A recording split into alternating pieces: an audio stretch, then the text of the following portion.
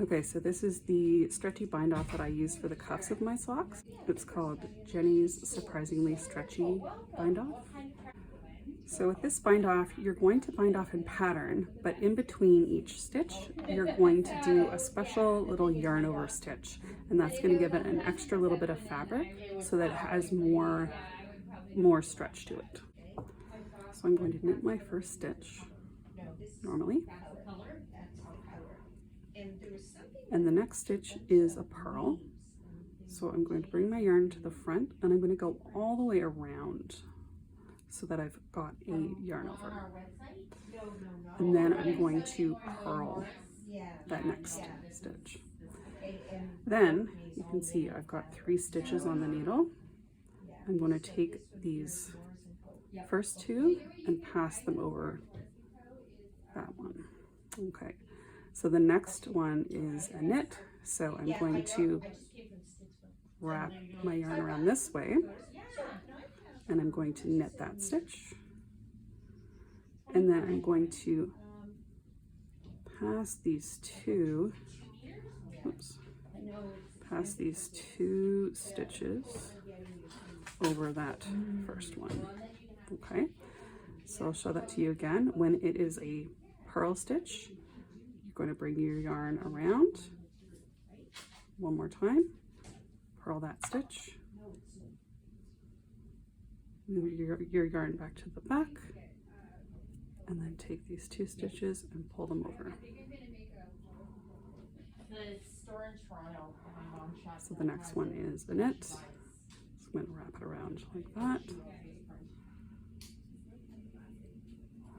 And you're going to keep going in this way until you get to the end. And as you can see, it gives you a nice stretchy edge. And that's the one I use for my socks. If you're doing your socks top down, you will eventually get to a point where you need to bind off, and you want to bind off in a way that's going to close up the end of the sock. So most people will use what's called a Kitchener stitch, which is basically a type of grafting stitch. So what we want to do is we want to make sure that we have an equal number of stitches on 2 needles. So I'm going to go ahead and put all of my stitches on this one needle. Okay, so we've got 2 needles, we've got the yarn coming out of the side just like we would be knitting in the round. You want to make sure that it's an equal number on both sides. So for grafting, we're going to need a tapestry needle, and you're going to cut your working yarn depending on how many stitches you need to graft. You're going to cut a long or short piece. So for this, I'm just going to do maybe an arm's length. So I'm going to thread my needle, and I'm going to bring both sides all the way up so that they're close to the tips of the needles. And this is the pattern we're going to work. So we're going to put the needle through the first stitch on the first needle knitwise, and we're going to slide it off. Then we're going to put the needle through the second stitch purlwise and leave it on the needle. Then we're going to go to the back and we're going to put the needle through purlwise and we're going to pull it off the needle. Then we're going to go in knitwise and leave it on the needle.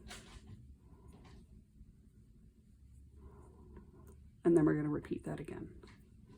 So knit off, knit off, purl on,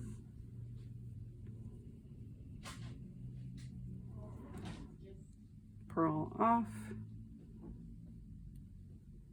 knit on.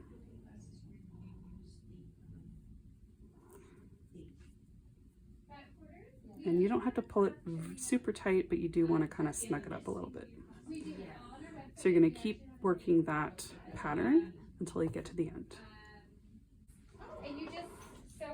Okay, so as you can see, you get this really nice kind of seamless edge to close up the end of your sock. For the last stitch, we're just going to go through, we're going to do we're just going to do the first part of the repeat on either side. So we're going to knit off and then purl off. Karen? No. And so at the end, sometimes we're left with this little kind of tag. And so what I do is I usually just pop that back into the sock. Oops. And then I fix it up when I weave in my ends.